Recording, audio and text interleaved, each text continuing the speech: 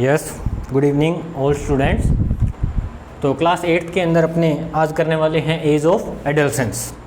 As of adolescence के अंदर जो अपना टॉपिक है वो है endocrine system. What is endocrine system, why is endocrine system is situated in our body, इन सब के बारे में अपने बात करने वाले हैं। तो सबसे पहले अपने चैप्टर का जो नेम है वो है एज ऑफ एडोलसेंस। तो अपने इसके अंदर कह सकते हैं the time period of life when body undergoes change leading to a reproductive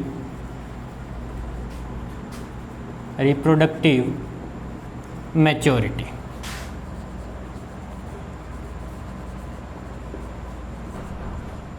this age of time is called age of adolescence. Clear.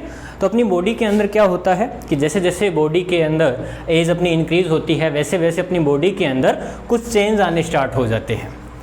अब जब वो चेंज आने स्टार्ट हो जाते हैं तो उस एज को अपने बोल देते हैं एज ऑफ एडोलसेंस। ये अप्रोक्सीमेटली अगर मैं बात करूं तो 10 to 12 ईयर के अंदर स्टार्ट हो जाते हैं। जब कोई ह्यूमन बॉडी की एज 10 to 12 ईयर हो जाती है तो उसके अंदर एज ऑफ एडोलसेंस स्टार्ट हो जाता है। क्लियर। तो ये था अपना age of adolescence leading to reproductive maturity, यानी कि रिप्रोडक्टिव सिस्टम जो है अपनी बॉडी का वो स्टार्ट हो जाए, उस एज को अपने क्या बोलते हैं, एज ऑफ एडोलसेंस। अब रिप्रोडक्टिव मैच्योरिटी के अंदर जैसे अगर मैं बात करूं तो एग्जाम्पल के अंदर अगर मैं आपको बताऊं तो हाइट का जो इंक्रीज है वो, और शोल्डर या फिर लिखेंगे शेप ऑफ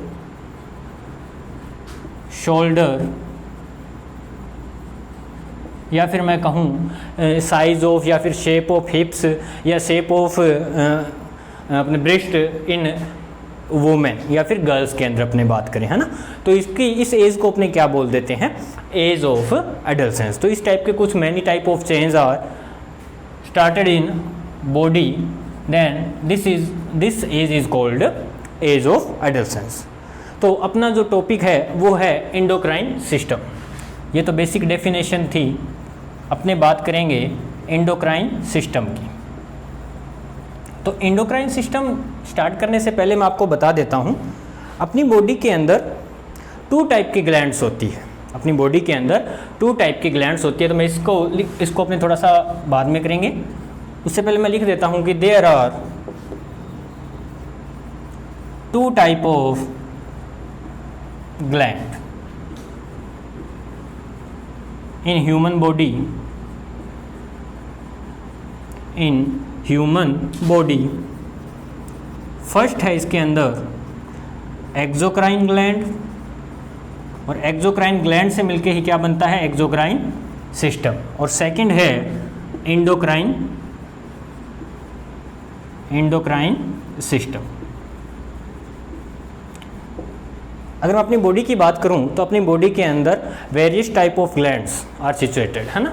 अपनी बॉडी के अंदर बहुत सारे अलग अलग टाइप की क्या होती है, ग्लैंड्स होती है। एक्सोक्राइन ग्लैंड्स के अंदर वो ग्लैंड्स आती है। अब मैं बात करता हूँ सबसे पहले, सर एक्सोक्राइन ग्लैंड्स क्या होती है एंड एंडोक्राइन ग्लैंड्स क्या होती है, क्या इनके बीच में डिफरेंस होता है। तो अगर मैं बात करूँ एक्सोक्राइन ग्लैंड्स की, तो देखो कोई भी टाइप की जो अपनी बॉडी के अंदर ग्लैंड होती है, ग्लैंड कोई भी टाइप की है अपनी बॉडी, आप सभी जानते हैं कि जो अपनी बॉडी बनी है वो ऑर्गन, बोन्स, ग्लैंड्स, इन सब से मिलके, ब्लड, इन सब से मिलके अपनी बॉडी क्या है, कंप्लीट हुई है। हार्ट वगैरह कहते हैं वो अलग पार्ट है। फिलहाल अपने बात कर रहे हैं रिप्रोडक्टिव से रिलेटेड, और रिप्रोडक्टिव से रिलेटेड भी अपने बात कर रहे हैं ग्लैंड्स की या फिर सिस्टम की। कौन सा सिस्टम, एंडोक्राइन या फिर एक्सोक्राइन सिस्टम की बात करें। अपने हार्ट हो गया या ब्लड से रिलेटेड कुछ हो गया तो वो अलग है, वो अपने बाद में करेंगे।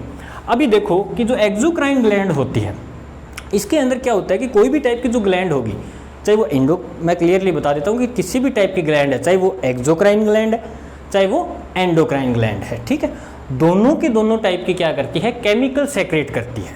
दोनों टाइप की ग्लैंड क्या करती है, केमिकल सिक्रेट करती है। बात क्लियर होगी। इसके अंदर अगर मैं बात करूं एक्सोक्राइन ग्लैंड की, तो ये भी केमिकल सिक्रेट करेगी, ठीक है, और ये भी केमिकल क्या करती है, सेक्रेट करती है। ये तो हो गया कॉमन, ठीक है। अब क्या होता है कि जो एक्सोक्राइन ग्लैंड होती है, एक्सोक्राइन ग्लैंड क्या होती है, जो केमिकल सेक्रेशन कर रही है, वो केमिकल का जो सेक्रेशन हो रहा है वो पर्टिकुलर एक डक्ट के अंदर होगा। वो किसके अंदर होगा, डक्ट के अंदर होगा, ठीक है। बट अगर मैं एंडोक्राइन ग्लैंड की बात करूं तो वो पर्टिकुलर एक डक्ट के अंदर नहीं होता, तो मैं ये कह सकता हूं कि these gland are called ductless gland and these gland exocrine gland are called ductile gland. बात क्लियर हो? अब थोड़ा सा अपने ये बात क्लियर होगी कि सर एक्सोक्राइन क्या होती है, एंडोक्राइन क्या होती है। डिफरेंस इसमें ये है कि ये जो केमिकल सेक्रेशन होगा एक्सोक्राइन के अंदर तो डक्ट के अंदर होगा पर्टिकुलर, और जो एंडोक्राइन के अंदर होगा वो किसके अंदर होगा, विदाउट डक्ट। यानी कि अगर सर ये डक्टलेस होती है तो इसका मतलब सर ये कहाँ पर अपना जो केमिकल है वो सेक्रेशन करेगी, ये डायरेक्ट क्या करती है, ये डायरेक्ट सर्कुलेटरी सिस्टम, जो अपनी बॉडी का सर्कुलेटरी सिस्टम होता है वहाँ पे अपना केमिकल क्या करती है, सेक्रेशन करती है। और ये जो केमिकल सेक्रेशन कर रही है कौन, एंडोक्राइन ग्लैंड कह सकते हैं या फिर एंडोक्राइन सिस्टम कह सकते हैं। अपने एंडोक्राइन ग्लैंड से बनने वाले सिस्टम को अपने क्या बोल देंगे, एंडोक्राइन सिस्टम, ठीक है। तो अपने एंडोक्राइन ग्लैंड की अगर मैं बात करूं तो ये जो एंडोक्राइन ग्लैंड के अंदर जो केमिकल का सिक्रेशन हो रहा है उन्हीं को क्या बोलते हैं, हार्मोन। उस केमिकल को ही क्या बोलेंगे, हार्मोन बोलते हैं, ठीक है। These are called hormones. Chemicals, ये जो केमिकल होगा वही क्या होगा, हार्मोन होता है। एक्सोक्राइन ग्लैंड अपने सिलेबस के अंदर नहीं है, थोड़ा बहुत बेसिक बताने के लिए मैंने बताया था कि ये भी केमिकल सेक्रेशन करती है, बट केमिकल सेक्रेशन करेगी तो ये कोई डक्ट के अंदर करेगी। जैसे मैं आपको एग्जांपल दूं, जैसे HCl सेक्रेशन होता है, HCl पूरा नाम क्या होता है, हाइड्रोक्लोरिक एसिड। फुल नेम क्या हो गया इसका, हाइड्रोक्लोरिक एसिड। कौन रिलीज करता है सर, ये स्टमक रिलीज करता है ना। क्या काम करता है भाई ये, सर ये डाइजेशन ऑफ फूड के अंदर हेल्प करता है। बात क्लियर होगी। इसके अलावा और भी बहुत सारे, जैसे स्लाइवरी ग्लैंड होगी, म्यूकस या फिर स्लाइवा जो सेक्रेशन करती है वो भी पर्टिकुलर ब्लड के अंदर मिक्स नहीं होगा, वो क्या होता है, एक डक्ट के अंदर सेक्रेशन होता है।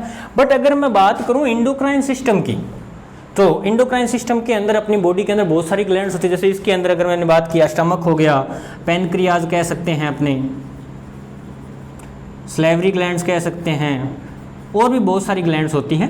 वैसे ही एंडोक्राइन सिस्टम के अंदर भी ग्लैंड्स होती है, जैसे पिट्यूटरी ग्लैंड्स हो गए, थाइमस कह सकते हैं अपने, है ना। या फिर अब इनके अंदर एंडोक्राइन जो ग्लैंड होती है मेल एंड फीमेल के अंदर अलग अलग टाइप का होता है।